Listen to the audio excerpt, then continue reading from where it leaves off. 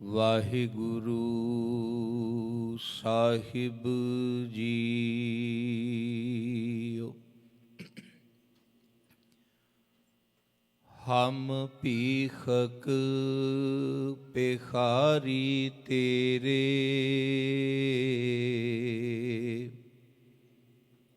ਤੂੰ ਨਿਜ ਪਤ ਹੈ ਦਾਤਾ।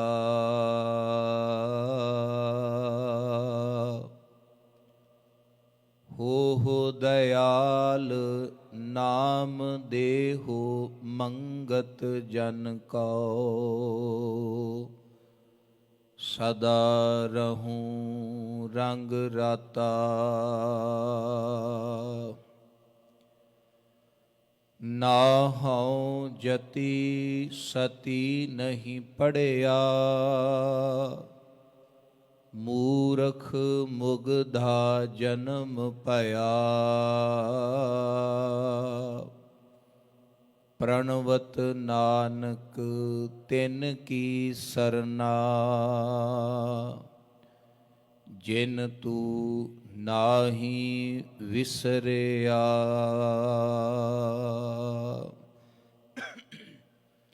ਪਰਮ ਸਨਮਾਨਯੋਗ ਸਤਿਗੁਰੂ ਧੰਨ ਧੰਨ ਸ੍ਰੀ ਗੁਰੂ ਗ੍ਰੰਥ ਸਾਹਿਬ,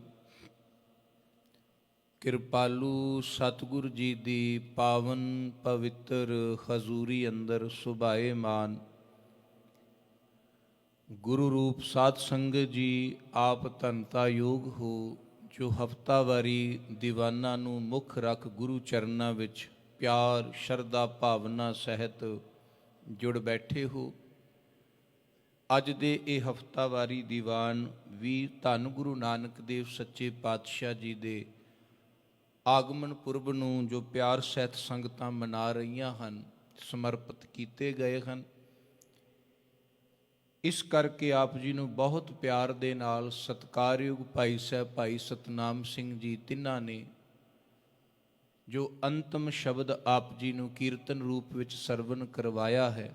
ਸਾਹਿਬ ਸਤਿਗੁਰੂ ਧੰਨ ਗੁਰੂ ਨਾਨਕ ਦੇਵ ਸੱਚੇ ਪਾਤਸ਼ਾਹ ਜੀ ਦੀ ਅੰਮ੍ਰਿਤ ਬਾਣੀ ਜਪਜੀ ਸਾਹਿਬ ਜੀ ਦੇ ਵਿੱਚੋਂ 17ਵੀਂ ਪੌੜੀ ਦਾ ਕੀਰਤਨ ਆਪ ਜੀ ਨੇ ਪਿਆਰ ਸਹਿਤ ਉਹਨਾਂ ਦੀ ਰਸਨਾ ਤੋਂ ਸਰਵਨ ਕੀਤਾ ਹੈ। ਗੁਰੂ ਕਿਰਪਾ ਕਰੇ, ਜਿਸ ਪਾਵਨ ਪੌੜੀ ਦਾ ਆਪ ਜੀ ਨੇ ਕੀਰਤਨ ਸਰਵਨ ਕੀਤਾ ਹੈ, ਜਿਸ ਪਾਵਨ ਸ਼ਬਦ ਨੂੰ ਆਪ ਜੀ ਨੇ ਕੀਰਤਨ ਰੂਪ ਵਿੱਚ ਮਾਣਿਆ ਹੈ, ਉਸੇ ਅੰਮ੍ਰਿਤ ਪੌੜੀ ਦੀ ਆਪਾਂ ਵਿਚਾਰ ਕਰ ਸਕੀਏ, ਤਾਂ ਜੋ ਸਾਨੂੰ ਪਤਾ ਲੱਗ ਜਾਏ ਕਿ ਸਾਹਿਬ ਸਤਿਗੁਰੂ ਧੰਨ ਗੁਰੂ ਨਾਨਕ ਦੇਵ ਸੱਚੇ ਪਾਤਸ਼ਾਹ ਦਾਤਾਰ ਜੀ ਉਸ ਅਕਾਲ ਪੁਰਖ ਦੀ ਬੇਅੰਤਤਾ ਤੋਂ ਮਹਾਨਤਾ ਤੋਂ ਕਿੰਨਾ ਵਾਰੇ ਜਾਂਦੇ ਆ।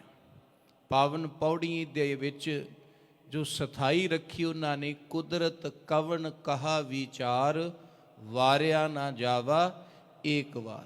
ਕਹਿੰਦੇ ਮੇਰੀ ਕੀ ਕੁਦਰਤ ਹੈ। ਕੁਦਰਤ ਦਾ ਅਰਥ ਹੁੰਦਾ ਤਾਕਤ, ਕਿ ਤੈਨੂੰ ਮੈਂ ਬਿਆਨ ਕਰ ਸਕਾਂ, ਤੇਰੇ ਬਣਾਏ ਹੋਏ ਜੀਵਾਂ ਨੂੰ ਬਿਆਨ ਕਰ ਸਕਾਂ। ਗੁਰੂ ਕਿਰਪਾ ਕਰੇ, ਪਾਵਨ ਸ਼ਬਦ ਦੀ ਵਿਚਾਰ ਤੋਂ ਪਹਿਲਾਂ ਫਤਿਹ ਸਾਂਝ ਕਰੀਏ। ਪਿਆਰ ਸਹਿਤ ਆਖੋ ਜੀ, ਵਾਹਿਗੁਰੂ ਜੀ ਕਾ ਖਾਲਸਾ ਵਾਹਿਗੁਰੂ ਜੀ ਕੀ ਫਤਿਹ। ਸਾਹਿਬ ਸਤਿਗੁਰੂ ਧੰਨ ਗੁਰੂ ਨਾਨਕ ਦੇਵ ਸੱਚੇ ਪਾਤਸ਼ਾਹ ਜੀ ਨੇ ਜਦੋਂ ਵੀ ਮਾਲਕ ਨੂੰ ਗਾਇਆ ਹੈ, ਪਰਮੇਸ਼ਵਰ ਦੀ ਕੀਰਤੀ ਕੀਤੀ ਹੈ, ਸਿਫਤ ਕੀਤੀ ਹੈ, ਤੇ ਉਸ ਮਾਲਕ ਦੀ ਸਿਫਤ ਦਾ ਢੰਗ ਧੰਨ ਗੁਰੂ ਨਾਨਕ ਦੇਵ ਸੱਚੇ ਪਾਤਸ਼ਾਹ ਜੀ ਨੇ ਇੱਕ ਇਹ ਵੀ ਰੱਖਿਆ ਆਪਣੀ ਬਾਣੀ ਵਿੱਚ ਕਿ ਹੇ ਪਰਮੇਸ਼ਵਰ, ਜੋ ਤੇਰੀ ਕੁਦਰਤ ਹੈ ਨਾ, ਜੋ ਤੇਰੀ ਕਿਰਤ ਹੈ, ਜੋ ਇਹ ਤੂੰ ਸ੍ਰਿਸ਼ਟੀ ਤੇ ਜੀਵ ਬਣਾਏ ਨੇ, ਭਾਂਤ ਭਾਂਤ ਦੇ ਢੰਗਾਂ ਦੇ, ਧਰਮਾਂ ਦੇ, ਵਰਨਾਂ ਦੇ, ਜਾਤਾਂ ਦੇ, ਇਹ ਭਿੰਨਤਾ ਵੀ ਤੂੰ ਬਣਾ ਕਰਕੇ ਸੰਸਾਰ ਨੂੰ ਇੱਕ ਰੱਖਿਆ ਹੋਇਆ ਹੈ। ਇਹ ਵੀ ਮਾਲਕ ਇੱਕ ਤੇਰੀ ਕੀਰਤੀ ਹੈ, ਤੇਰੀ ਸਮਰੱਥਾ ਹੈ ਕਿ ਭਾਂਤ ਭਾਂਤ ਦੇ ਜੀਵ, ਭਾਂਤ ਭਾਂਤ ਦੇ ਵਿਚਾਰਾਂ, ਧਰਮਾਂ, ਸੰਸਕ੍ਰਿਤੀਆਂ ਦੇ ਜੀਵ ਨੂੰ ਤੂੰ ਇੱਕ ਰੱਖਿਆ ਹੋਇਆ। ਅਸੰਖਾਂ ਲੋਕ ਹਨ ਜੋ ਤੈਨੂੰ ਆਰਾਧ ਰਹੇ ਨੇ, ਧਿਆ ਰਹੇ ਨੇ, ਪਰ ਫਿਰ ਵੀ ਤੂੰ ਧਿਆਇਆ ਨਹੀਂ ਜਾ ਰਿਹਾ ਪੂਰੀ ਤੌਰ ਤੇ, ਤੈਨੂੰ ਮਾਣਿਆ ਨਹੀਂ ਜਾ ਸਕਦਾ ਪੂਰਨ ਤੌਰ ਤੇ। ਆਪ ਜੀ ਸ਼ਬਦ ਸਰਵਨ ਕਰ ਰਹੇ ਸੋ, ਅਸੰਖ ਜਪ ਅਸੰਖ ਭਾਉ। ਅਸੰਖਾਂ ਜਪ ਨੇ ਉਸ ਪਰਮਾਤਮਾ ਦੀ ਕੀਰਤੀ ਕਰਨ ਦੇ ਲਈ, ਅਸੰਖਾਂ ਤਰ੍ਹਾਂ ਦੇ ਜਪ ਤਿੰਨ ਤਰੀਕਿਆਂ ਦਾ ਵੈਸੇ ਜਪ ਹੁੰਦਾ ਹੈ। ਜਾਂ ਤੇ ਬੰਦਾ ਸਤੋਗੁਣੀ ਬਿਰਤੀ ਨਾਲ ਜਪ ਕਰਦਾ ਹੈ, ਜਾਂ ਰਜੋਗੁਣੀ ਬਿਰਤੀ ਨਾਲ ਤਪ ਕਰਦਾ ਹੈ, ਤੇ ਜਾਂ ਤਮੋਗੁਣੀ ਬਿਰਤੀ ਨਾਲ ਤਪ ਕਰਦਾ ਹੈ। ਜਿਹੜਾ ਦੇਵਤਿਆਂ ਦਾ ਤਪ ਹੈ ਨਾ ਉਹ ਰਜੋਗੁਣੀ ਮੰਨਿਆ ਗਿਆ, ਤੇ ਜਿਹੜਾ ਰਾਖਸ਼ਾਂ ਦਾ ਤਪ ਹੈ ਉਹ ਤਪੋਗੁਣੀ ਮੰਨਿਆ ਗਿਆ, ਤਮੋਗੁਣੀ। ਤੇ ਜਿਹੜੇ ਪਰਮੇਸ਼ਵਰ ਦੇ ਪਿਆਰੇ ਭਗਤ ਜਨ ਹਨ, ਸੰਸਾਰ ਦੇ ਸਾਧੂ ਮਹਾਤਮਾ ਹਨ, ਇਹ ਸਤੋਗੁਣੀ ਤਪ ਕਰਦੇ। ਇਹਦਾ ਅਰਥ ਕੀ ਹੈ ਸੁਣੀਏ। ਸਤੋਗੁਣੀ ਤਪ ਦਾ ਭਾਵ ਹੈ ਕਿ ਜਦੋਂ ਮਨੁੱਖ ਸੰਸਾਰ ਦੇ ਅੰਦਰ ਪ੍ਰਭੂ ਨੂੰ ਇਸ ਕਰਕੇ ਅਰਾਧੇ ਕਿ ਹੇ ਮਾਲਕ, ਇੱਕ ਤੇ ਤੇਰੇ ਦਰਸ਼ਨਾਂ ਦੀ ਤਾਂਘ ਹੈ, ਤੇ ਦੂਸਰਾ ਤੇਰੀ ਕਿਰਪਾ ਤੇਰੀ ਰਹਿਮਤ ਦੇ ਸਦਕਾ ਤੂੰ ਮੈਨੂੰ ਉਹ ਤਾਕਤ ਆਪਣੀ ਦੇ, ਰਹਿਮਤ ਦੇ ਕਿ ਮੈਂ ਤੇਰੀ ਲੁਕਾਈ ਦਾ ਭਲਾ ਕਰ ਸਕਾਂ। ਸੰਸਾਰ ਦੇ ਭਲੇ ਹਿੱਤ, ਸੰਸਾਰ ਦੇ ਪਰਉਪਕਾਰ ਹਿੱਤ ਜਦੋਂ ਕੋਈ ਧਰਮੀ ਬਣਦਾ ਹੈ, ਪ੍ਰਭੂ ਨੂੰ ਅਰਾਧਦਾ ਹੈ, ਇਸ ਨੂੰ ਸਤੋਗੁਣੀ ਤਪ ਕਿਹਾ ਜਾਂਦਾ। ਬਹੁਤ ਘੱਟ ਲੋਕ ਨੇ ਜਿਹੜੇ ਸਤੋਗੁਣੀ ਤਪ ਕਰਦੇ ਨੇ।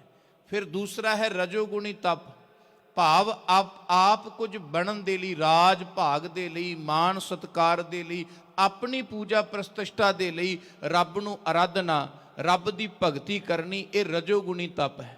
ਤੇ ਤਮੋਗੁਣੀ ਤਪ ਕਿਸੇ ਦੂਜੇ ਦਾ ਬੁਰਾ ਕਰਨ ਦੇ ਲਈ, ਕਿਸੇ ਨੂੰ ਹੇਠੀ ਵਿਖਾਣ ਦੇ ਲਈ, ਕਿਸੇ ਦਾ ਰਾਜ ਭਾਗ ਖੋਹਣ ਦੇ ਲਈ, ਆਪ ਮਹਾਨ ਬਣਨ ਦੇ ਲਈ ਜਿਹੜਾ ਤਪ ਕਰਨਾ, ਸਾਧਨਾ ਕਰਨੀ, ਰਾਖਸ਼ਾਂ ਨੇ ਕੀਤੇ, ਹਰਨਾਕਸ਼ ਵਰਗਿਆਂ ਨੇ ਕੀਤੇ, ਰਾਵਣ ਵਰਗਿਆਂ ਨੇ ਕੀਤੇ।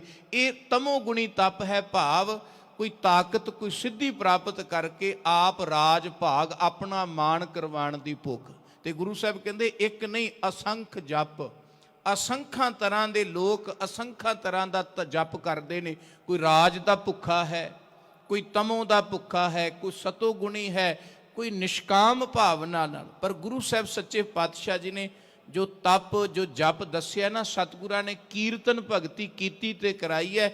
ਇਹਦੇ ਵਿੱਚ ਗੁਰਦੇਵ ਪਿਤਾ ਮਹਾਰਾਜ ਨੇ ਨਿਰੋਲ ਉਸ ਪ੍ਰਭੂ ਦੇ ਪ੍ਰੇਮ ਨੂੰ ਹੀ ਗਾਇਆ ਹੈ, ਕਿਸੇ ਤਰ੍ਹਾਂ ਦੀ ਕੋਈ ਕਾਮਨਾ ਨਹੀਂ। ਜਿੱਥੇ ਰੰਚਕ ਮਾਤਰ ਵੀ ਤਮਾ ਨਾ ਰਹੇ ਤੇ ਉਦੋਂ ਪ੍ਰਭੂ ਦੀ ਕੀਰਤੀ ਹੋਵੇ। ਇਹ ਨਿਰੋਲ ਕੀਰਤੀ ਹੈ, ਨਿਰੋਲ ਭਗਤੀ ਹੈ, ਸ਼ੁੱਧ ਜਪ ਹੈ। ਪਰ ਗੁਰੂ ਸਾਹਿਬ ਕਹਿੰਦੇ ਅਸੰਖਾਂ ਜਪਾਂ ਦੇ ਤਰੀਕੇ ਹਨ, ਅਸੰਖ ਤਰ੍ਹਾਂ ਦਾ ਜਪ, ਕੋਈ ਜੰਤਰਾਂ ਦੇ ਰਾਹੀਂ, ਕੋਈ ਮੰਤਰਾਂ ਦੇ ਰਾਹੀਂ, ਕੋਈ ਤੰਤਰਾਂ ਦੇ ਰਾਹੀਂ। ਵੈਸੇ ਜਿਤਨੀਆਂ ਵੀ ਧਰਮ ਦੀਆਂ ਵਿਧੀਆਂ ਜਪ ਨੇ ਨਾ, ਇਹ ਸਾਰੇ ਇਜਾਦ ਤਾਂ ਹੋਏ ਪਰਮੇਸ਼ਵਰ ਦੀ ਪ੍ਰਾਪਤੀ ਦੇ ਲਈ। ਅੱਜ ਜੰਤਰ ਮੰਤਰ ਤੰਤਰ ਦਾ ਆਪਾਂ ਨਾਂ ਲੈਂਦੇ ਹਾਂ ਤੇ ਸਾਡਾ ਧਿਆਨ ਹੋਰ ਪਾਸੇ ਚਲਾ ਜਾਂਦਾ ਵੀ ਕਿਸੇ ਨੂੰ ਵਸ ਕਰਨ ਦੇ ਲਈ, ਕਿਸੇ ਨੂੰ ਨੁਕਸਾਨ ਪਹੁੰਚਾਉਣ ਦੇ ਲਈ, ਜਾਂ ਕਿਸੇ ਸੰਸਾਰੀ ਤਰੱਕੀ ਦੇ ਲਈ ਜੰਤਰ ਮੰਤਰ ਤੇ ਤੰਤਰ ਦਾ ਆਸਰਾ ਲਿਆ ਜਾਂਦਾ ਹੈ। ਪਰ ਹਕੀਕਤ ਵਿੱਚ ਜੋ ਵੀ ਇਹ ਵਿਧੀਆਂ ਜਪ ਦੀਆਂ ਨਿਕਲੀਆਂ, ਇਹ ਨਿਰੋਲ ਉਹਦੀ ਪ੍ਰਾਪਤੀ ਉਹਨੂੰ ਪਾਉਣ ਦੇ ਲਈ ਨਿਕਲੀਆਂ। ਪਰ ਬਾਅਦ ਵਿੱਚੋਂ ਲੋਕਾਂ ਨੇ ਇਹਨਾਂ ਨੂੰ ਆਪਣੇ ਸਵਾਰਥਾਂ ਹਿੱਤ, ਆਪਣੇ ਝੂਠੇ ਹਿੱਤਾਂ ਹਿੱਤ, ਸੰਸਾਰੀ ਮਾਇਆ ਦੇ ਹਿੱਤਾਂ ਲਈ ਵਰਤਣਾ ਸ਼ੁਰੂ ਕਰ ਦਿੱਤਾ। ਉਹਦੇ ਵਿੱਚੋਂ ਹੀ ਜੰਤਰ ਮੰਤਰ ਤੰਤਰ। ਜੰਤਰ ਦਾ ਅਰਥ ਹੁੰਦਾ ਹੈ ਕਿਸੇ ਕਾਗਜ਼ ਤੇ ਕੋਈ ਮੰਤਰ ਲਿਖ ਕਰਕੇ ਆਪਣੇ ਪਾਸ ਰੱਖ ਲੈਣਾ ਜਾਂ ਕਿਸੇ ਨੂੰ ਦੇ ਦੇਣਾ। ਮੰਤਰ ਦਾ ਅਰਥ ਸ਼ਬਦ ਨਾਲ, ਮੁੱਖ ਤੋਂ ਹੀ ਬੋਲਣਾ ਕੋਈ ਸ਼ਬਦ। ਜਿਵੇਂ ਅਸੀਂ ਵੀ ਬਾਣੀ ਨੂੰ ਮੂਲ ਮੰਤਰ ਜਾਂ ਗੁਰੂ ਦਾ ਮੰਤਰ ਆਖਦੇ ਆ ਨਾ, ਜੋ ਕੇਵਲ ਜ਼ੁਬਾਨ ਤੋਂ ਬੋਲਿਆ ਜਾਏ ਤੇ ਸਿੱਧ ਕੀਤਾ ਜਾਏ, ਉਹਨੂੰ ਮੰਤਰ ਕਿਹਾ ਜਾਂਦਾ ਹੈ। ਤੇ ਤੰਤਰ ਦਾ ਭਾਵ ਹੈ ਜੋ ਕਿਸੇ ਧਾਗੇ ਤਵੀਤ ਦੇ ਰਾਹੀਂ ਕੋਈ ਬੰਨ ਲੈਂਦਾ ਆਪਣੇ ਨਾਲ, ਉਹਨੂੰ ਤੰਤਰ ਕਿਹਾ ਜਾਂਦਾ ਹੈ। ਪਰ ਗੁਰੂ ਸਾਹਿਬ ਕਹਿੰਦੇ ਸਾਰੀਆਂ ਵਿਧੀਆਂ ਹੈ ਅਕਾਲ ਪੁਰਖ ਵਾਹਿਗੁਰੂ ਜੀ ਨਿਕਲੀਆਂ ਤੇਰੀ ਪ੍ਰਾਪਤੀ ਦੇ ਲਈ ਸਨ। ਤੇਰੀ ਪ੍ਰਾਪਤੀ ਕਰਨ ਦੇ ਲਈ ਦੁਨੀਆ ਦੇ ਸਿਆਣੇ ਲੋਕਾਂ ਨੇ ਕਈ ਵਿਧੀਆਂ ਕੱਢੀਆਂ, ਜਪ ਦੇ ਤਰੀਕੇ ਕੱਢੇ, ਪਰ ਬਾਅਦ ਵਿੱਚੋਂ ਸੰਸਾਰੀ ਲੋਕਾਂ ਨੇ ਉਹਨਾਂ ਨੂੰ ਆਪਣੇ ਹਿੱਤ ਲਈ ਵਰਤਣਾ ਸ਼ੁਰੂ ਕਰ ਦਿੱਤਾ। ਪਰ ਹੈ ਬੇਅੰਤ ਵਿਧੀਆਂ, ਅਸੰਖ ਜਪ, ਅਸੰਖ ਭਾਉ, ਭਾਵਨਾ ਵਾਲੇ ਵੀ ਅਸੰਖ ਨੇ ਜੋ ਪ੍ਰੇਮ ਵਿੱਚ ਪੈ ਕਰਕੇ ਤੇਰੀ ਭਗਤੀ ਕਰਦੇ ਨੇ, ਤੇਰਾ ਜਪ ਕਰਦੇ ਨੇ। ਅਸੰਖ ਪੂਜਾ, ਅਸੰਖ ਤਪ ਤਾਉ। ਅਸੰਖਾ ਪੂਜਾ ਦੀਆਂ ਵਿਧੀਆਂ ਨੇ। ਬਾਹਰੀ ਤੌਰ ਤੇ ਜਦੋਂ ਬੰਦਾ ਪੂਜਾ ਕਰਦਾ, ਹਰ ਧਰਮ ਦੀ ਆਪੋ ਆਪਣੀ ਪੂਜਾ ਹੈ, ਹਰ ਦੇਵਤੇ ਦੀ ਆਪੋ ਆਪਣੀ ਪੂਜਾ ਹੈ, ਹਰ ਦੇਵਤੇ ਦਾ ਆਪੋ ਆਪਣਾ ਭੋਜਨ ਹੈ, ਹਰ ਦੇਵਤੇ ਦਾ ਆਪੋ ਆਪਣਾ ਰੰਗ ਹੈ, ਹਰ ਦੇਵਤੇ ਦਾ ਆਪੋ ਆਪਣਾ ਦਿਨ ਮੰਨਿਆ ਗਿਆ। ਇਹ ਕਈ ਵਿਧੀਆਂ ਬਣਾਈਆਂ ਗਈਆਂ ਆਪੋ ਆਪਣੇ ਤਰੀਕੇ ਨਾਲ, ਆਪੋ ਆਪਣੀ ਸ਼ਰਧਾ ਦੇ ਨਾਲ। ਗੁਰੂ ਸਾਹਿਬ ਕਹਿੰਦੇ ਅਸੰਖ ਪੂਜਾ, ਅਸੰਖ ਤਪ ਤਾਉ। ਅਨੇਕਾਂ ਐਸੇ ਨੇ ਜਿਹੜੀਆਂ ਤੇਰੀਆਂ ਵਿਧੀਆਂ ਪੂਜਾ ਦੀਆਂ ਕਰਦੇ ਨੇ, ਅਨੇਕਾਂ ਤਰ੍ਹਾਂ ਦੇ ਤਪ ਦੇ ਨਾਲ ਆਪਣੇ ਪਿੰਡੇ ਨੂੰ ਤਪਾਉਂਦੇ ਨੇ ਤੇਰੀ ਪ੍ਰਾਪਤੀ ਦੇ ਲਈ, ਤੈਨੂੰ ਪਾਣ ਦੇ ਲਈ, ਤੇਰਾ ਅੰਤ ਪਾਣ ਦੇ ਲਈ। ਇਹ ਸਾਰਾ ਕੁਝ ਕੀਤਾ ਜਾਂਦਾ। ਬਹਿਰੂਨੀ ਤੌਰ ਤੇ ਕੀਤਾ ਜਾਂਦਾ ਹੈ। ਪਰ ਗੁਰੂ ਸਾਹਿਬ ਸੱਚੇ ਪਾਤਸ਼ਾਹ ਜੀ ਨੇ ਅਸਲ ਵਿੱਚ ਇਹ ਗੁਰੂ ਨਾਨਕ ਦੇਵ ਜੀ ਦਾ ਹੀ ਪਾਵਨ ਸ਼ਬਦ ਹੈ, ਤੇ ਸਤਿਗੁਰੂ ਗੁਰੂ ਨਾਨਕ ਦੇਵ ਜੀ ਦੇ ਸ਼ਬਦ ਨਾਲ ਹੀ ਆਪਾਂ ਇਸ ਸ਼ਬਦ ਨੂੰ ਖੋਲ੍ਹਣ ਦਾ ਯਤਨ ਕਰਾਂਗੇ। ਗੁਰੂ ਸਾਹਿਬ ਜੀ ਇੱਕ ਥਾਂ ਤੇ ਕਿਰਪਾ ਕਰਦੇ ਨੇ ਕਿ ਹੇ ਪਰਮੇਸ਼ਵਰ, ਅਸੰਖਾਂ ਤਰ੍ਹਾਂ ਦੀ ਪੂਜਾ ਬੰਦਾ ਕਰਕੇ ਤੈਨੂੰ ਪਾਣ ਦਾ ਯਤਨ ਕਰਦਾ, ਪਰ ਫਿਰ ਵੀ ਪਾ ਨਹੀਂ ਸਕਦਾ, ਕਿਉਂਕਿ ਉਹਦੀ ਪੂਜਾ ਦਾ ਢੰਗ ਹੀ ਗਲਤ ਹੈ। ਉਹ ਪੂਜਾ ਕਰਦਾ ਸਰੀਰ ਕਰਕੇ, ਬਾਹਰੀ ਤੌਰ ਤੇ। ਜਿਸ ਢੰਗ ਨਾਲ ਪੂਜਾ ਕਰਨੀ ਹੈ ਉਸ ਢੰਗ ਨਾਲ ਪੂਜਾ ਕਰਦਾ ਨਹੀਂ। ਕਈ ਪੂਜਾ ਦੀ ਵਿਧੀ ਇਹ ਕਰਦੇ ਨੇ ਵੀ ਚੰਦਨ ਲੈਂਦੇ ਨੇ, ਚੰਦਨ ਨੂੰ ਪੱਥਰ ਤੇ ਘਸਾਉਂਦੇ ਨੇ, ਉਹ ਮੂਰਤੀ ਨੂੰ ਲਾਉਂਦੇ ਨੇ, ਆਪਣੇ ਮਸਤਕ ਤੇ ਲਾਉਂਦੇ ਨੇ, ਆਪਣੀ ਛਾਤੀ ਤੇ ਤਿਲਕ ਲਾਉਂਦੇ ਨੇ, ਆਪਣੇ ਪੇਟ ਤੇ ਤਿਲਕ ਲਾਉਂਦੇ ਨੇ, ਤੇ ਫਿਰ ਆਪਣੇ ਠਾਕੁਰ ਦੀ ਪੂਜਾ ਕਰਦੇ ਨੇ। ਪਰ ਗੁਰੂ ਸਾਹਿਬ ਕਹਿੰਦੇ ਤੇ ਬਾਹਰ ਦੀ ਪੂਜਾ ਹੈ, ਬਾਹਰ ਤੇ ਮੂਰਤੀਆਂ ਨਵਾ ਲਈਆਂ, ਇਹ ਪੂਜਾ ਵੀ ਲੋਕ ਕਰਦੇ ਨੇ, ਪਰ ਅੰਦਰ ਦੀ ਪੂਜਾ ਨੂੰ ਭੁੱਲ ਜਾਂਦੇ ਨੇ ਵੀ ਅੰਦਰ ਕਿਹੜਾ ਚੰਦਨ ਹੈ, ਅੰਦਰ ਕਿਹੜਾ ਦੇਵ ਬੈਠਾ ਹੈ। ਜੇ ਕਿਤੇ ਉਹਦੀ ਸਮਝ ਲੱਗ ਜਾਏ ਤੇ ਸਾਡੀ ਪੂਜਾ ਸਿੱਧ ਹੋ ਜਾਏ। ਅਸੀਂ ਪੂਜਾ ਕਰਦੇ ਹਾਂ, ਹਰ ਬੰਦਾ ਕਹਿੰਦਾ ਗੁਰੂ ਦੀ ਪੂਜਾ ਕਰੀਏ, ਪਰਮੇਸ਼ਵਰ ਦੀ ਪੂਜਾ ਕਰੀਏ, ਪਰ ਪੂਜਾ ਕਰਨੀ ਕਿਵੇਂ ਹੈ, ਇਹ ਸਤਿਗੁਰੂ ਗੁਰੂ ਨਾਨਕ ਦੇਵ ਸੱਚੇ ਪਾਤਸ਼ਾਹ ਜੀ ਤੋਂ ਪੁੱਛੀਏ। ਗੂਜਰੀ ਰਾਗ ਅੰਦਰ ਗੁਰੂ ਨਾਨਕ ਦੇਵ ਜੀ ਦਾ ਇੱਕ ਬਚਨ ਆਉਂਦਾ ਹੈ, ਜੋ ਪੂਜਾ ਦੀ ਵਿਧੀ ਦੱਸਦੇ ਨੇ ਸਤਿਗੁਰੂ ਜੀ ਕਿ ਅਕਾਲ ਪੁਰਖ ਦੀ, ਆਪਣੇ ਗੁਰੂ ਦੀ ਪੂਜਾ ਕਿਵੇਂ ਕਰਨੀ। ਤੇਰਾ ਨਾਮ ਕਰੀ ਚਨਨਾਠੀਆ, ਜੇ ਮਨ ਉਰਸਾ ਹੋਏ। ਗੁਰੂ ਸਾਹਿਬ ਸੱਚੇ ਪਾਤਸ਼ਾਹ ਜੀ ਕਹਿੰਦੇ, ਹੇ ਵਾਹਿਗੁਰੂ, ਜੇ ਮੈਂ ਤੇਰਾ ਨਾਮ ਜਪਾਂ, ਚਨਨਾਠੀਆ ਦਾ ਅਰਥ ਹੈ ਇਹ ਮੇਰੇ ਲਈ ਚੰਦਨ ਹੈ। ਪੂਜਾ ਦੀ ਵਿਧੀ ਤਿਆਰ ਕਰਦਾ ਨਾ ਬੰਦਾ, ਚੰਦਨ ਲੈਂਦਾ ਹੈ, ਕੁੰਗੂ ਲੈਂਦਾ ਹੈ, ਜਲ ਲੈਂਦਾ ਹੈ, ਭੋਜਨ ਲੈਂਦਾ ਹੈ, ਤੇ ਆਪਣੇ ਦੇਵਤੇ ਦੀ ਮੂਰਤੀ ਨੂੰ ਧੋਂਦਾ ਹੈ, ਤੇ ਫਿਰ ਕਹਿੰਦਾ ਵੀ ਮੇਰੀ ਪੂਜਾ ਹੋ ਗਈ। ਪਰ ਗੁਰੂ ਸਾਹਿਬ ਕਹਿੰਦੇ ਪੂਜਾ ਪਰਮੇਸ਼ਵਰ ਦੀ, ਪਰਮੇਸ਼ਵਰ ਬਾਹਰ ਨਹੀਂ ਬੈਠਾ, ਤੇਰੇ ਅੰਦਰ ਬੈਠਾ ਹੈ, ਤੇ ਪੂਜਾ ਉਹਦੀ ਕਰਨੀ ਹੈ। ਤੇ ਇਉਂ ਕਰ ਵੀ ਉਹਦੇ ਨਾਮ ਦਾ ਚੰਦਨ ਬਣਾ, ਉਹਦੇ ਨਾਮ ਨੂੰ ਹੀ ਚੰਦਨ ਬਣਾ, ਉਹਦਾ ਨਾਮ ਆਪਣੇ ਅੰਦਰੋਂ ਜਪ। ਤੇਰਾ ਨਾਮ ਕਰੀ ਚਨਾਠੀਆ, ਜੇ ਮਨ ਉਰਸਾ ਹੋਏ। ਉਰਸਾ ਇੱਕ ਪੱਥਰ ਨੂੰ ਕਹਿੰਦੇ ਨੇ, ਜਿਸ ਪੱਥਰ ਦੇ ਉੱਤੇ ਚੰਦਨ ਘਸਾ ਕਰਕੇ ਉਹਦਾ ਤਿਲਕ ਬਣਾਇਆ ਜਾਂਦਾ ਹੈ। ਗੁਰੂ ਸਾਹਿਬ ਕਹਿੰਦੇ ਮਨ ਪੱਥਰ, ਉਸ ਉਰਸਾ ਪੱਥਰ ਵਰਗਾ ਬਣਾ ਕਿ ਮਨ ਦੇ ਉੱਤੇ ਪਰਮਾਤਮਾ ਦਾ ਨਾਮ ਘਸਾ, ਆਪਣੇ ਮਨ ਉੱਤੇ ਪ੍ਰਭੂ ਦੇ ਨਾਮ ਨੂੰ ਧਿਆ, ਮਨ ਤੇ ਚੋਟ ਵੱਜੇ ਤੇਰੇ ਤੇ ਪ੍ਰਭੂ ਦਾ ਨਾਮ ਜਪਦਿਆਂ। ਤੇਰਾ ਨਾਮ ਕਰੀ ਚਨਾਠੀਆ, ਜੇ ਮਨ ਉਰਸਾ ਹੋਏ, ਕਰਨੀ ਕੁੰਗੂ ਜੇ ਰਲੈ, ਘਟ ਅੰਤਰ ਪੂਜਾ ਹੋਏ। ਕਹਿੰਦੇ ਫਿਰ ਸ਼ੁਭ ਕਰਮਨੀ, ਚੰਗੇ ਕਰਮ ਤੇਰੇ ਹੋਣੇ ਬੜੇ ਲਾਜ਼ਮੀ ਨੇ। ਇਹ ਸਮਝੋ ਕੇਸਰ ਦਾ ਕੰਮ ਕਰਦਾ ਹੈ ਬੰਦਾ, ਬਾਹਰ ਦੀਆਂ ਪੂਜਾ ਕਰਦੇ ਇੱਕ ਤੇ ਦੂਜਾ ਆਪਣੀ ਕਰਨੀ ਨੂੰ ਕਦੀ ਚੰਗਾ ਨਹੀਂ ਬਣਾਉਂਦਾ। ਮਾੜੀ ਤੋਂ ਮਾੜੀ ਕਰਨੀ ਕਰਕੇ ਬੰਦਾ ਧਰਮ ਦੇ ਦੁਆਰੇ ਤੇ ਆ ਜਾਂਦਾ, ਤੇ ਇਹ ਸੋਚਦਾ ਕਿ ਇੱਥੇ ਆ ਕਰਕੇ ਮੈਂ ਪਾਠ ਕਰਾਂ, ਮੈਂ ਪੂਜਾ ਕਰਾਂ, ਤੇ ਮੇਰੀ ਕਰਨੀ ਜਿਹੜੀ ਆ ਪਾਪ ਧੁੱਪ ਜਾਣਗੇ। ਕਦੀ ਨਹੀਂ। ਗੁਰੂ ਸਾਹਿਬ ਸੱਚੇ ਪਾਤਸ਼ਾਹ ਜੀ ਕਹਿੰਦੇ ਜੇ ਇਸ ਬਿਰਤੀ ਨਾਲ ਬੰਦਾ ਆ ਰਿਹਾ ਨਾ ਕਿ ਮੈਂ ਬਾਹਰ ਪਹਿਲਾਂ ਪਾਪ ਕਮਾ ਕੇ ਆਵਾਂ ਤੇ ਫਿਰ ਆ ਕੇ ਇੱਥੇ ਮੁਆਫ ਕਰ ਲਵਾਂ ਤੇ ਜਾ ਕੇ ਫਿਰ ਕਰ ਲਵਾਂ, ਬਿਲਕੁਲ ਵੀ ਮੁਆਫੀ ਨਹੀਂ ਮਿਲ ਸਕਦੀ, ਬਿਲਕੁਲ ਨਹੀਂ। ਤੇ ਦੂਜਾ ਗੁਨਾਹ ਦੂਣਾ ਗੁਨਾਹ ਬਣ ਜਾਏਗਾ ਕਿ ਮਾਲਕ ਨੂੰ, ਪਰਮਾਤਮਾ ਨੂੰ ਵੀ ਇਹ ਸਮਝਦਾ ਵੀ ਮੈਂ ਧੋਖਾ ਦੇ ਦਿਆਂ। ਹਾਂ, ਗੁਨਾਹ ਕਰਕੇ ਆ ਗਿਆ, ਸੱਚੇ ਮਨੋਂ ਉਹਦੀ ਤੋਬਾ ਕਰ ਰਿਹਾ ਕਿ ਮਾਲਕ ਮੇਰੇ ਤੇ ਰਹਿਮਤ ਕਰ, ਇਹ ਖਤਾ ਬਖਸ਼ ਦੇ, ਤੇ ਅੱਗੇ ਤੋਂ ਆਪਣੀ ਮੇਰੀ ਕਰਨੀ ਚੰਗੀ ਬਣ ਜਾਏ। ਇਹ ਅਰਦਾਸ ਕੋਈ ਆ ਕੇ ਕਰੇ ਤੇ ਫਿਰ ਗੁਨਾਹ ਧੁੱਪ ਜਾਂਦੇ ਨੇ। ਪਰ ਜੇ ਕੋਈ ਇਹ ਸੋਚ ਹੀ ਲੈ ਕੇ ਆਵੇ ਵੀ ਮੈਂ ਗੁਨਾਹ ਕਰਕੇ ਆਉਣੇ ਨੇ ਤੇ ਇੱਥੇ ਆ ਕੇ ਮੈਂ ਕੁਝ ਧਰਮ ਦਾ ਕਰਮ ਕਰਾਂਗਾ ਸਰੀਰਕ ਤੌਰ ਤੇ, ਉਹ ਮੇਰਾ ਪਹਿਲਾ ਹਿਸਾਬ ਮੁੱਕ ਜਾਏਗਾ ਤੇ ਬਾਹਰ ਜਾ ਕੇ ਮੈਂ ਫਿਰ ਕਰਾਂਗਾ। ਅਕਸਰ ਐਸਾ ਹੀ ਹੁੰਦਾ ਹੈ, ਬੰਦਾ ਬਾਹਰ ਜਾਂਦਾ ਹੈ, ਸੰਸਾਰ ਵਿੱਚ ਵਿਚਰਦਾ ਹੈ, ਗੁਨਾਹ ਕਰਦਾ ਹੈ, ਪਾਪ ਕਮਾਉਂਦਾ ਹੈ, ਤੇ ਸੋਚਦਾ ਕਿ ਇੱਕ ਦਿਨ ਕਿਸੇ ਮੰਦਰ ਵਿੱਚ, ਕਿਸੇ ਠਾਕੁਰ ਦੁਆਰੇ, ਕਿਸੇ ਗੁਰੂ ਦੁਆਰੇ, ਕਿਤੇ ਚਰਚ ਮਸਜਿਦ ਵਿੱਚ ਮੈਂ ਜਾਵਾਂ ਤੇ ਇੱਕ ਹਫ਼ਤੇ ਦੇ ਮੇਰੇ ਪਾਪ ਧੁੱਪ ਜਾਣ ਤੇ ਅਗਲਾ ਹਫ਼ਤਾ ਫਿਰ ਮੈਂ ਪਾਪਾਂ ਲਈ ਤਿਆਰ ਹੋ ਜਾਣਾ। ਕੈਸੀ ਨਦਾਨੀ ਹੈ, ਕੈਸੀ ਮੂਰਖਤਾ ਹੈ। ਗੁਰੂ ਸਾਹਿਬ ਕਹਿੰਦੇ ਇਹ ਧਰਮੀ ਬਣਨ ਦਾ ਲੱਛਣ ਨਹੀਂ। ਕਰਨੀ ਕੁੰਗੂ ਜੇ ਰਲੈ, ਤੇਰੀ ਕਰਨੀ ਚੰਗੀ ਹੋਵੇ, ਕੁੰਗੂ ਵਰਗੀ, ਕੇਸਰ ਵਰਗੀ ਖੁਸ਼ਬੂਦਾਰ ਹੋਵੇ। ਕਰਨੀ ਕੁੰਗੂ ਜੇ ਰਲੈ, ਘਟ ਅੰਤਰ ਪੂਜਾ ਹੋਏ, ਫਿਰ ਤੇਰੇ ਅੰਦਰੋਂ ਪਰਮਾਤਮਾ ਦੀ ਪੂਜਾ ਹੋਏਗੀ। ਪੂਜਾ ਕੀਜੈ ਨਾਮ ਧਿਆਈਐ, ਬਿਨ ਨਾਵੈ ਪੂਜ ਨਾ ਹੋਏ। ਗੁਰੂ ਸਾਹਿਬ ਕਹਿੰਦੇ ਨਾਮ ਤੋਂ ਬਿਨਾ ਪੂਜਾ ਹੋ ਹੀ ਨਹੀਂ ਸਕਦੀ। ਅਸੰਖਾਂ ਲੋਕ ਪੂਜਾ ਕਰ ਰਹੇ ਨੇ, ਪਰ ਉਹਨਾਂ ਨੂੰ ਅਸਲ ਢੰਗ ਵਿੱਚ ਪੂਜਾ ਦਾ ਢੰਗ ਕਰਨਾ ਹੀ ਨਹੀਂ, ਪੂਜਾ ਕਰਨੀ ਹੀ ਨਹੀਂ ਆਉਂਦੀ। ਉਹਨਾਂ ਨੂੰ ਪੂਜਾ ਦਾ ਪਤਾ ਹੀ ਨਹੀਂ ਕਿ ਉਹਦੇ ਨਾਮ ਨੂੰ ਧਿਆਉਣਾ ਹੀ ਪੂਜਾ ਹੈ। ਪ੍ਰਭੂ ਨੇ ਇੱਕ ਕਾਇਆ ਜਿਹੜੀ ਦੇ ਦਿੱਤੀ, ਇਹਦੇ ਵਿੱਚ ਹੀ ਸਾਰਾ ਕੁਝ ਪਾ ਦਿੱਤਾ। ਇਹਦੇ ਵਿੱਚ ਹੀ ਰੱਬ ਦੀ ਪੂਜਾ ਹੋ ਸਕਦੀ, ਇਹਦੇ ਵਿੱਚ ਹੀ ਪਰਮਾਤਮਾ ਬੈਠਾ, ਇਹਦੇ ਵਿੱਚ ਹੀ ਤੀਰਥ ਹੈ। ਭਗਤ ਪੀਪਾ ਜੀ ਦਾ ਪਾਵਨ ਸ਼ਬਦ ਪੜੋ, ਕਿੱਡਾ ਪਿਆਰਾ ਹੈ। ਕਾਇਓ ਦੇਵਾ, ਕਾਇਓ ਦੇਵਲ, ਕਾਇਓ ਜੰਗਮ ਜਾਤੀ। ਕਾਇਓ ਦਾ ਅਰਥ ਹੈ ਕਾਇਆ। ਕਹਿੰਦੇ ਇਹ ਕਾਇਆ ਹੀ ਦੇਵਤਾ, ਇਹਦੇ ਵਿੱਚ ਹੀ ਦੇਵਤਾ ਬੈਠਾ ਹੈ। ਚੇਤਨ ਸ਼ਕਤੀ ਜਿਹੜੀ ਇਹਦੇ ਵਿੱਚ ਦੇਵਤਾ ਬੈਠਾ ਹੈ। ਕਾਇਓ ਦੇਵਲ, ਦੇਵਲ ਦਾ ਅਰਥ ਹੈ ਦੇਵ ਅਸਥਾਨ, ਜਿੱਥੇ ਕੋਈ ਧਾਰਮਿਕ ਦੁਆਰਾ ਹੈ। ਕਹਿੰਦੇ ਇਹਦੇ ਵਿੱਚ ਹੀ ਧਰਮ ਦਾ ਰੱਬ ਦੀ ਜੋਤ ਬੈਠੀ ਹੈ। ਅਸੀਂ ਧਾਰਮਿਕ ਦੁਆਰਿਆਂ ਤੇ ਜਾ ਕਰਕੇ ਪਰਮਾਤਮਾ ਦੀ ਪੂਜਾ ਕਰਦੇ ਹਾਂ, ਤੇ ਗੁਰੂ ਸਾਹਿਬ ਕਹਿੰਦੇ ਜਿਹੜਾ ਅੰਦਰ ਪਰਮਾਤਮਾ ਬੈਠਾ ਹੈ ਉਹਨੂੰ ਤੇ ਵਿਸ਼ੇ ਵਿਕਾਰ ਭੋਗ ਭੋਗ ਕੇ ਉਹਦੇ ਉੱਤੇ ਤੇ ਪਰਦਾ ਪਾ ਦਿੱਤਾ, ਉਸ ਠਾਕੁਰ ਦੇ ਦੁਆਰੇ ਨੂੰ ਮੈਲਾ ਕਰ ਦਿੱਤਾ। ਕਿਸੇ ਧਰਮ ਦੇ ਦੁਆਰੇ ਤੇ ਕੋਈ ਗੰਦਗੀ ਪਸੰਦ ਨਹੀਂ ਕਰਦਾ।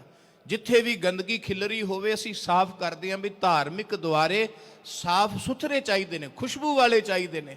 ਪਰ ਜਿਹੜਾ ਸਰੀਰ ਹੈ ਉਸ ਰੱਬ ਨੇ ਆਪਣੇ ਰਹਿਣ ਲਈ ਜਿਹੜਾ ਮੰਦਿਰ ਬਣਾਇਆ, ਉਹ ਤੇ ਅਸਲੀ ਇਹ ਕਾਇਆ ਹੀ ਹੈ, ਮਨੁੱਖੀ ਕਾਇਆ।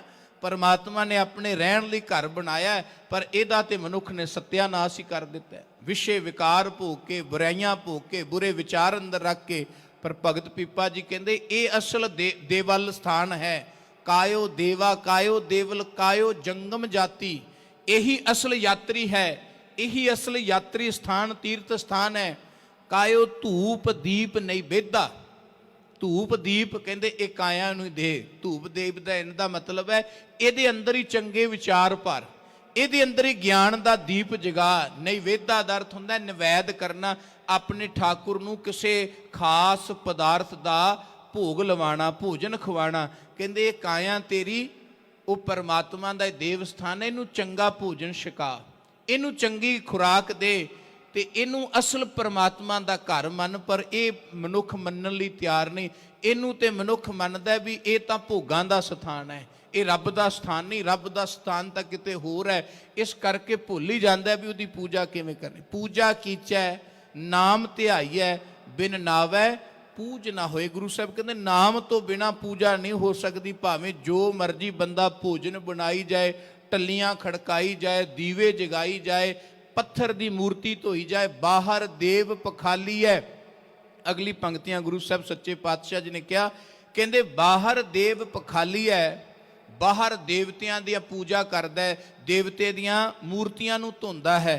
ਪਰ ਮਨ ਜਿਹੜਾ ਹੈ ਉਸ ਮਨ ਨੂੰ ਕਦੀ ਅੰਦਰੋਂ ਧੋਣ ਦਾ, ਜੇ ਮਨ ਧੋਵੇ, ਜੇ ਅੰਦਰੋਂ ਮਨ ਨੂੰ ਧੋਵੇ, ਬਾਹਰੋਂ ਤੇ ਦੇਵ ਦੀ ਮੂਰਤੀ ਪਖਾਲ ਰਿਹਾ ਹੈ। ਪਰ ਗੁਰੂ ਸਾਹਿਬ ਕਹਿੰਦੇ ਜੇ ਅੰਦਰੋਂ ਮਨ ਨੂੰ ਧੋ ਲਵੇ ਤੇ ਸਮਝ ਲੈ ਤੇਰੀ ਦੇਵਤੇ ਦੀ ਪੂਜਾ ਹੋ ਗਈ। ਤੂੰ ਆਪਣੇ ਦੇਵ ਦੀ ਮੂਰਤੀ ਨੂੰ ਨਵਾ ਲਿਆ।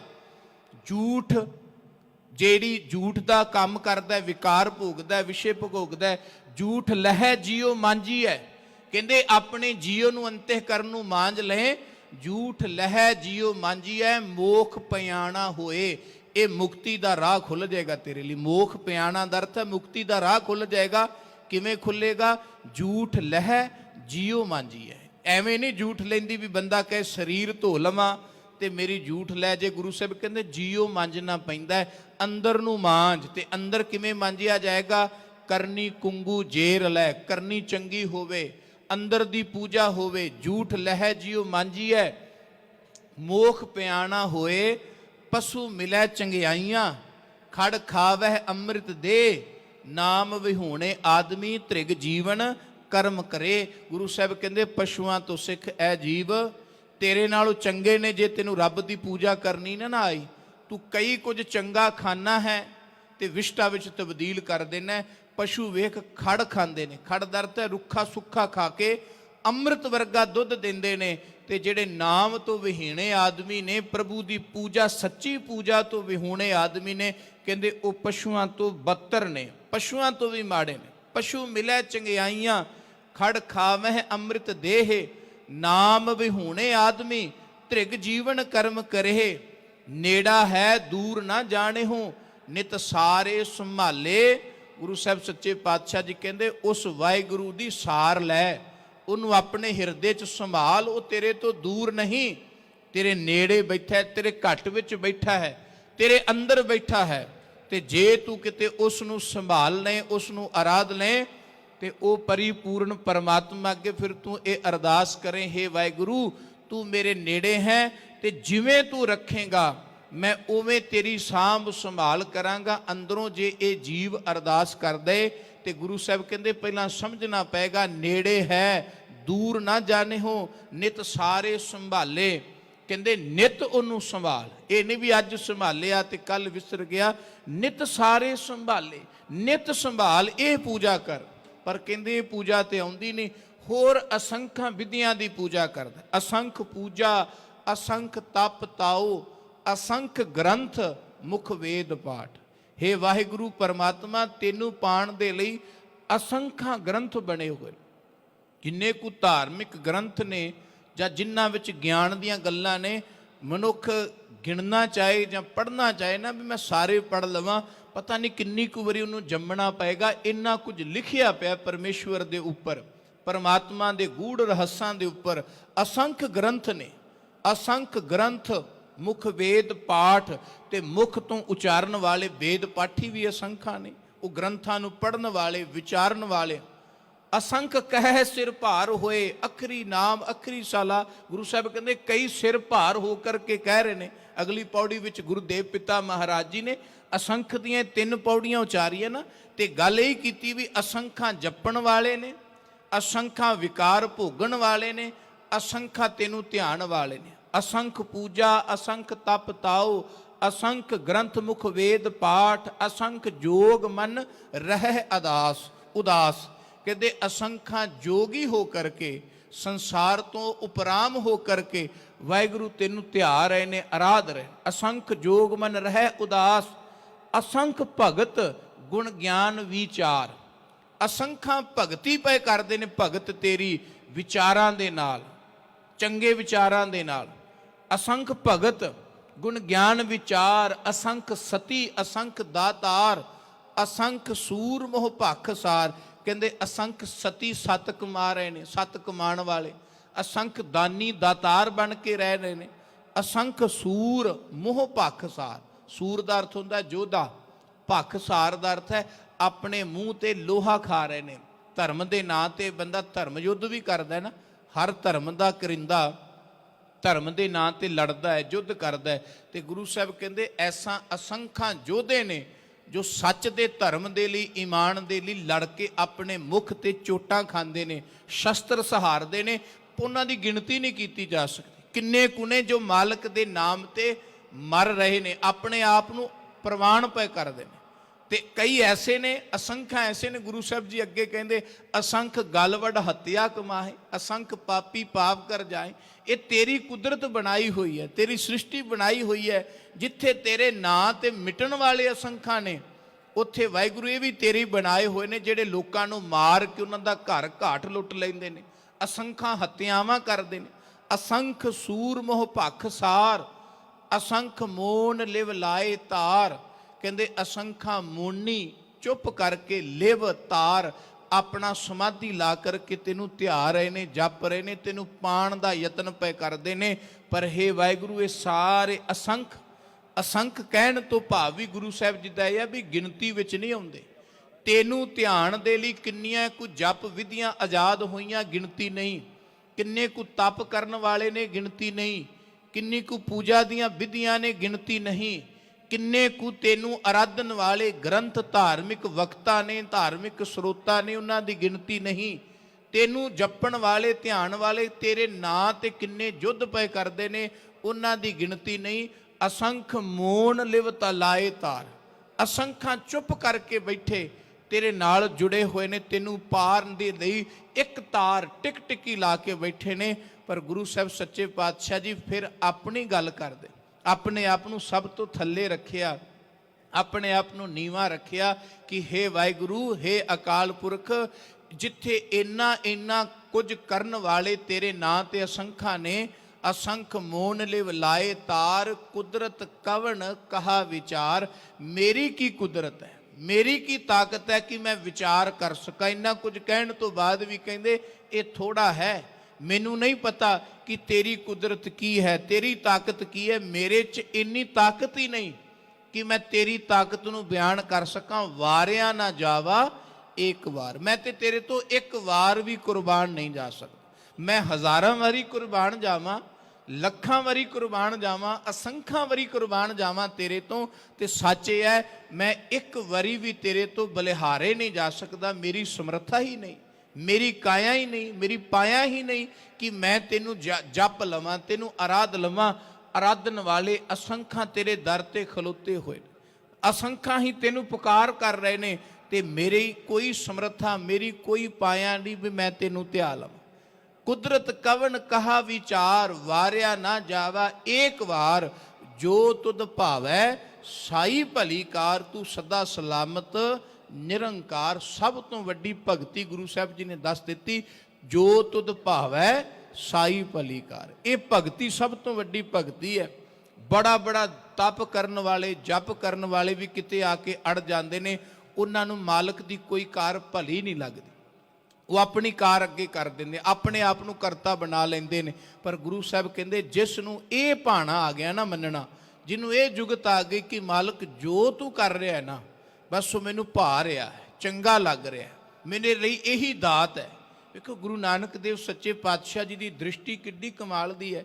ਕੋਈ ਬੰਦਾ ਇਹ ਕਹੇਗਾ ਕਿ ਦੁੱਖ ਆ ਗਏ, ਭੁੱਖ ਸਤਾ ਰਹੀ ਹੈ, ਰੋਗ ਸਤਾ ਰਹੇ ਨੇ, ਦੁਸ਼ਮਣ ਸਤਾ ਰਹੇ ਨੇ, ਧੱਕਾ ਹੋ ਰਿਹਾ ਹੈ, ਹੇ ਵਾਹਿਗੁਰੂ ਇਹ ਤੇਰੀ ਦਾਤ ਹੈ। ਕਦੀ ਨਹੀਂ ਮਨੁੱਖ ਨੇ ਪਰਮਾਤਮਾ ਦੀ ਦਾਤ ਕੀ ਮੰਨੀ ਹੈ, ਜੋ ਉਹਦੇ ਮਨ ਮੁਤਾਬਕ ਚੰਗਾ ਹੁੰਦਾ ਤੇ ਕਹਿੰਦਾ ਇਹ ਤੇਰੀ ਦਾਤ ਹੈ। ਇਸ ਕਰਕੇ ਅਸੀਂ ਇੱਕ ਪੰਕਤੀ ਨੂੰ ਬੜਾ ਵਰਤਦੇ ਹਾਂ ਗੁਰੂ ਨਾਨਕ ਦੇਵ ਸੱਚੇ ਪਾਤਸ਼ਾਹ ਜੀ ਦੀ ਨੂੰ, ਇਹ ਭੇ ਦਾਤ ਤੇਰੀ ਦਾਤਾਰ।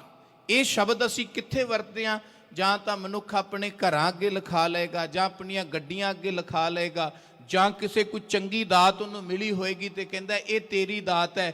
ਪਰ ਇਹ ਭੁੱਲ ਹੀ ਜਾਂਦੇ ਆ ਵੀ ਇਹ ਪੰਕਤੀਆਂ ਗੁਰੂ ਸਾਹਿਬ ਸੱਚੇ ਪਾਤਸ਼ਾਹ ਜੀ ਨੇ ਕਿਸ ਦਾਤ ਲਈ ਵਰਤੀਆਂ ਨੇ। ਕੇਤਿਆਂ ਦੁੱਖ ਭੂਖ ਸਦ ਮਾਰ, ਇਹ ਭੇ ਦਾਤ ਤੇਰੀ ਦਾਤਾਰ, ਜੋ ਤੁਧ ਭਾਵੈ ਸਾਈ ਭਲੀ ਕਰ। ਕਹਿੰਦੇ ਹੇ ਅਕਾਲ ਪੁਰਖ ਵਾਹਿਗੁਰੂ, ਇਸ ਸੰਸਾਰ ਵਿੱਚ ਕਈ ਐਸੇ ਲੋਕ ਨੇ ਜਿਨ੍ਹਾਂ ਤੇ ਦੁੱਖਾਂ ਦੀ ਮਾਰ ਵੱਜੀ, ਭੁੱਖ ਦੀ ਮਾਰ ਵੱਜੀ, ਸੰਤਾਪ ਦੀ ਮਾਰ ਵੱਜੀ, ਰੋਗਾਂ ਦੀ ਮਾਰ ਵੱਜੀ, ਪਰ ਜੇ ਉਹ ਤੇਰੇ ਭਾਣੇ ਵਿੱਚ ਰਹਿਣਾ ਸਿੱਖ ਗਏ ਨੇ ਨਾ, ਉਹਨਾਂ ਨੂੰ ਇਹ ਵੀ ਦਾਤਾਂ ਹੀ ਲੱਗਦੀਆਂ। ਕੇਤਿਆਂ ਦੁੱਖ ਭੂਖ ਸਦ ਮਾਰ, ਇਹ ਭੇ ਦਾਤ ਤੇਰੀ ਦਾਤਾਰ। ਤੇ ਸੱਚ ਜਾਣਿਓ, ਜਿਹਨੂੰ ਹਰ ਕਰਮ ਹੀ ਰੱਬ ਦੀ ਦਾਤ ਲੱਗ ਜਾਂਦੀ ਹੈ ਨਾ, ਉਹਦੇ ਲਈ ਕੋਈ ਦੁੱਖ ਭੁੱਖ ਰੋਗ ਰਹਿ ਹੀ ਨਹੀਂ ਜਾਂਦਾ। ਤੇ ਜਿਸ ਨੂੰ ਪਰਮਾਤਮਾ ਦੀ ਦਾਤ ਨਹੀਂ ਲੱਗਦੀ, ਉਹਦੇ ਲਈ ਸੁੱਖ ਵੀ ਰੋਗ ਬਣ ਜਾਂਦੇ ਨੇ, ਉਹਦੇ ਲਈ ਚੰਗੀਆਂ ਚੀਜ਼ਾਂ ਵੀ ਉਹਦੇ ਲਈ ਬੁਰੀਆਂ ਬਣ ਜਾਂਦੀਆਂ ਨੇ। ਤੇ ਜਿਨ੍ਹਾਂ ਨੂੰ ਰੱਬ ਦੇ ਭਾਣੇ ਵਿੱਚ ਰਹਿਣਾ ਆ ਗਿਆ, ਉਹਦੇ ਲਈ ਦੁੱਖ ਵੀ ਬਹੁਤ ਵੱਡੀ ਦਾਤ ਬਣ ਜਾਂਦੇ ਨੇ। ਉਹਨਾਂ ਨੂੰ ਦੁੱਖਾਂ ਵਿੱਚ ਵੀ ਕੋਈ ਦੁਖੀ ਨਹੀਂ ਕਰ ਸਕਦਾ, ਕਿਉਂਕਿ ਉਹ ਮਾਲਕ ਦੀ ਰਜ਼ਾ ਨੂੰ ਮੰਨਣਾ ਸਿੱਖ ਗਏ। ਬੜੀ ਔਖੀ ਭਗਤੀ ਹੈ, ਜਿਹੜੀ ਭਗਤੀ ਬੰਦਾ ਕਈ ਸਾਲ ਤਪ ਕਰਕੇ ਪ੍ਰਾਪਤ ਕਰਦਾ ਨਾ, ਜਿਹੜੀ ਅਵਸਥਾ ਨੂੰ ਗੁਰੂ ਦਾ ਸਿੱਖ, ਉਹ ਅਵਸਥਾ ਗੁਰੂ ਦੀ ਬਾਣੀ ਪੜ੍ਹ ਕੇ, ਗੁਰੂ ਦੀ ਸੰਗਤ ਕਰਕੇ ਕੁਝ ਦਿਨਾਂ ਵਿੱਚ ਪ੍ਰਾਪਤ ਕਰ ਸਕਦਾ, ਜੇ ਗੁਰੂ ਦੀ ਬਾਣੀ ਦੀ ਸਿੱਖ ਵਿਚਾਰ ਕਰੇ। ਪਰ ਅਸੀਂ ਵਿਚਾਰ ਵਾਲੇ ਪਾਸੇ ਨਹੀਂ ਆਉਂਦੇ, ਅਸੀਂ ਤਾਂ ਪੜ੍ਹਨ ਵਾਲੇ ਪਾਸੇ ਨਹੀਂ ਆਉਂਦੇ। ਪਹਿਲਾਂ ਪੜਾਂਗੇ ਫਿਰ ਹੀ ਵਿਚਾਰਾਂਗੇ ਨਾ। ਅਸੀਂ ਤਾਂ ਇੱਥੇ ਰੁਕ ਜਾਂਦੇ ਹਾਂ ਵੀ ਪੜ੍ਹਨ ਦੀ ਲੋੜ ਹੀ ਨਹੀਂ। ਜੇ ਪੜਾਂਗੇ ਨਹੀਂ ਤੇ ਵਿਚਾਰਾਂਗੇ ਕਿਵੇਂ? ਪਹਿਲਾਂ ਪੜ੍ਹਨਾ ਹੀ ਹੈ। ਵਾਰ-ਵਾਰ ਪੜ੍ਹਿਆਂ ਦੇ ਵਿੱਚੋਂ ਹੀ ਕਿਤੇ ਇੱਕ ਅੱਧੀ ਵਿਚਾਰ ਨਿਕਲ ਆਏ ਤੇ ਸਾਡਾ ਜੀਵਨ ਸਫਲਾ ਹੋ ਜਾਂਦਾ ਹੈ। ਇਸ ਪਾਵਨ ਪੌੜੀ ਵਿੱਚ ਗੁਰੂ ਸਾਹਿਬ ਕਹਿੰਦੇ, ਹੇ ਮਾਲਕ, ਅਸੰਖਾਂ ਨੇ ਤੈਨੂੰ ਧਿਆਨ ਵਾਲੇ, ਆਰਾਧਨ ਵਾਲੇ, ਜਪ ਵਿਧੀਆਂ, ਤਪ ਵਿਧੀਆਂ, ਪੂਜਾ ਵਿਧੀਆਂ, ਪਰ ਮੈਨੂੰ ਕੋਈ ਨਹੀਂ ਕਰਨੀ ਆਉਂਦੀ, ਮੈਨੂੰ ਕਿਸ ਵਿਧੀ ਦਾ ਨਹੀਂ ਪਤਾ। ਕਹਿੰਦੇ ਫਿਰ ਤੈਨੂੰ ਕੀ ਪਤਾ ਹੈ? ਤੇ ਗੁਰੂ ਨਾਨਕ ਦੇਵ ਸੱਚੇ ਪਾਤਸ਼ਾਹ ਜੀ ਕਹਿੰਦੇ, ਮਾਲਕ ਬਸ ਮੈਨੂੰ ਤੇ ਹੀ ਪਤਾ ਹੈ, ਜੋ ਤੁਧ ਭਾਵੈ ਸਾਈ ਭਲੀ ਕਰ। ਜੋ ਤੈਨੂੰ ਭਾਂਦਾ ਹੈ ਨਾ, ਬਸ ਉਹਨੂੰ ਮੈਂ ਸੱਤ ਕਰਕੇ ਮੰਨਣਾ ਵਾਂ। ਤੂੰ ਸਦਾ ਸਲਾਮਤ ਨਿਰੰਕਾਰ, ਤੂੰ ਸਦੀਵ ਹੈ। ਹੇ ਨਿਰੰਕਾਰ ਪਰਮਾਤਮਾ, ਤੇਰੀ ਹਸਤੀ ਨੂੰ ਮੈਂ ਮੰਨਣਾ। ਤੂੰ ਆਦ ਸੱਚ ਹੈ, ਜੁਗਾਦ ਸੱਚ ਹੈ ਭੀ ਸੱਚ, ਤੇ ਨਾਨਕ ਹੋਸੀ ਭੀ ਸੱਚ ਹੈ। ਤੂੰ ਸਲਾਮਤ ਹੈ ਸਦਾ। ਬਸ ਮੈਂ ਤੈਨੂੰ ਦੇਖ ਰਿਹਾ, ਮੇਰਾ ਇਹ ਦੇਖਣਾ ਹੀ ਤੇਰਾ ਤਪ ਹੋ ਜਾਏ, ਮੇਰਾ ਇਹ ਮੰਨਣਾ ਹੀ ਤੇਰਾ ਜਪ ਹੋ ਜਾਏ। ਤੇ ਇਦੋਂ ਵੱਡਾ ਤਪ ਜਪ ਹੋਰ ਕੋਈ ਨਹੀਂ। ਪਰ ਇਹ ਕਿਵੇਂ ਦੇਖਣਾ ਪਏਗਾ? ਗੁਰੂ ਸਾਹਿਬ ਸੱਚੇ ਪਾਤਸ਼ਾਹ ਜੀ ਕਹਿੰਦੇ, ਘਟ ਅੰਤਰ ਪੂਜਾ ਹੋਏ। ਜੇ ਤੂੰ ਆਪਣੇ ਅੰਦਰ ਨੂੰ ਪੂਜਾ ਦਾ ਇੱਕ ਸਰੋਤ ਬਣਾ ਲੈ, ਜੇ ਤੂੰ ਅੰਦਰੋਂ ਮਾਲਕ ਪਰਮਾਤਮਾ ਨੂੰ ਧਿਆਨ ਵਾਲਾ ਬਣ ਗਿਆ ਹੈ, ਤੇ ਫਿਰ ਤੇਰੀ ਸਾਰੀਆਂ ਵਿਧੀਆਂ ਤੋਂ ਉੱਪਰ ਦੀ ਉੱਤਮ ਪੂਜਾ ਬਣ ਜਾਏਗੀ। ਫਿਰ ਤੈਨੂੰ ਕਿਸੇ ਹੋਰ ਖਾਸ ਵਿਧੀ ਦੀ, ਬਾਹਰੀ ਤੌਰ ਤੇ ਕਿਸੇ ਕਰਮ ਦੀ ਲੋੜ ਹੀ ਨਹੀਂ ਪਏਗੀ। ਕਿਉਂਕਿ ਬਾਹਰ ਦੇ ਕਰਮ ਉਹ ਅੰਦਰ ਨੂੰ ਜੋੜਨ ਦੇ ਲਈ ਕੀਤੇ ਜਾਂਦੇ ਨਾ, ਅੰਦਰ ਦੀ ਇਕਾਗਰਤਾ ਦੇ ਲਈ।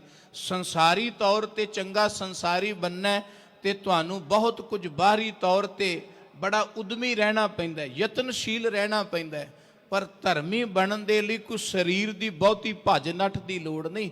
ਧਰਮੀ ਬੰਦੇ ਨੇ ਅੰਤਰਮੁਖੀ ਹੋ ਕਰਕੇ ਬਣ ਜਾਣਾ। ਜਦੋਂ ਆਪਣੀ ਬਿਰਤੀ ਨੂੰ ਅੰਤਰਮੁਖੀ ਕਰ ਲੈਂਦਾ ਉਹ ਧਰਮੀ ਹੈ। ਜਿਸ ਬੰਦੇ ਦੀ ਬਿਰਤੀ ਬਾਹਰ ਮੁਖੀ ਹੈ ਉਹ ਸੰਸਾਰੀ ਹੈ।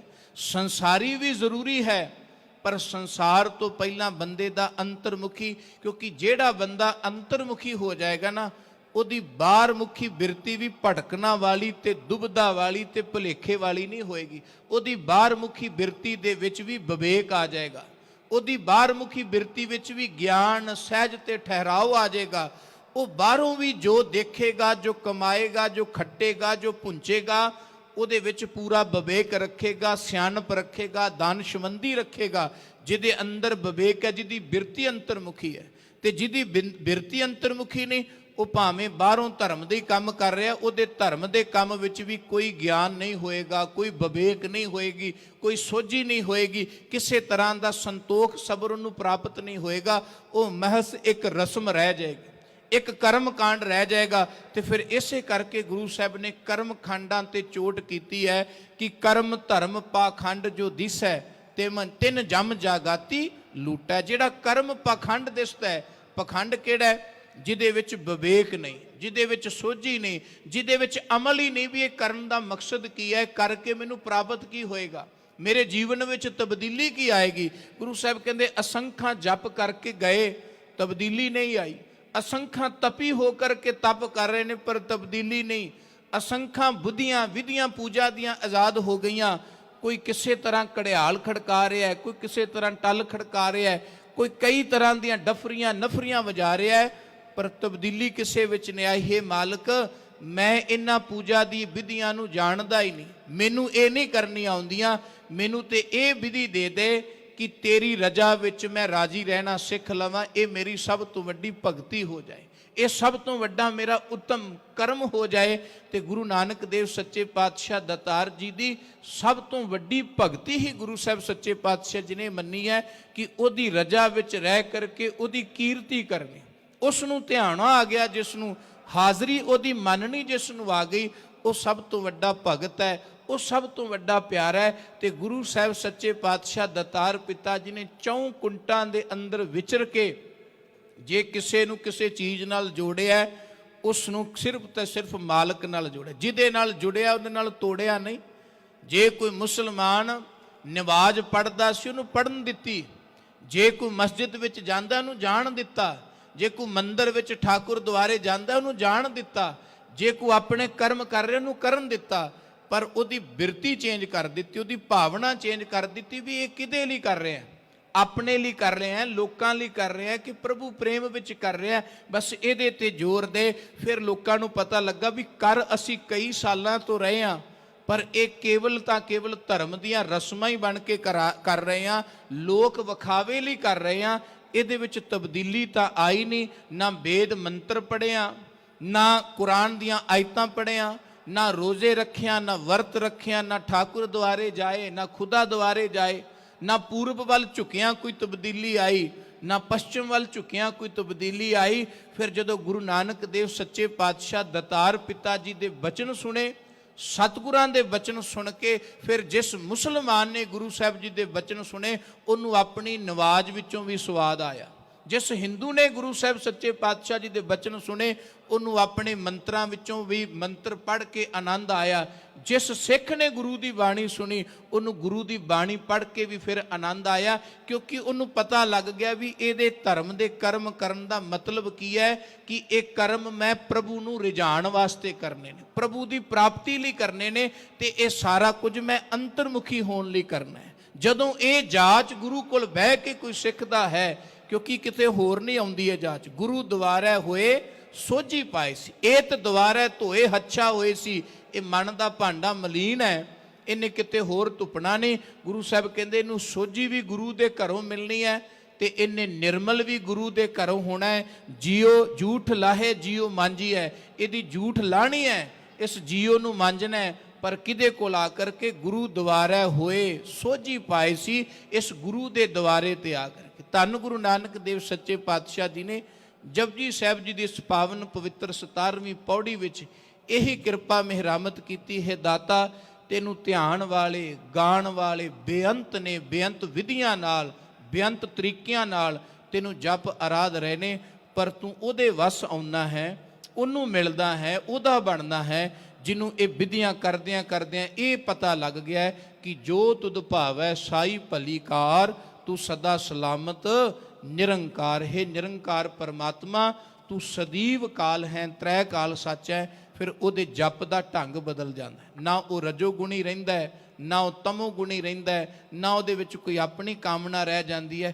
वो निरोल आपे नाल जुड़ करके उस परमेश्वर की भगती करके ਉਹਦਾ भगत बन जाता है। तो ਉਹਦੀ फिर इक्को भगती इक्को विधि कि बैठ के ਉਹਨੂੰ ਧਿਆਉਣਾ ਉਹੀ पवित्र ते प्रवान हो जाती है। धन गुरु नानक देव सच्चे पातशाह जी ने अज इस पावन पौड़ी विच यह रहमत किरपालता की है। गुरु साहिब जी की यह पावन बाणी बड़ी कमाल दी है।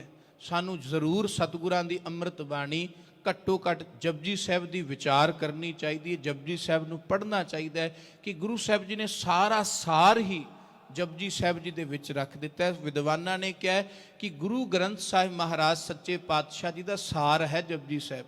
मानो जिवें एक एक शब्द की एक एक कोई पंक्ति रहाओ वाली उहदा केंद्र बिंदु होंदी है ना, जे सारे गुरु ग्रंथ साहिब जी का कोई केंद्र बिंदु कोई सार कोई जिहड़ा मुख पॉइंट मनना है तो वह श्री जपजी साहिब जी की बाणी है।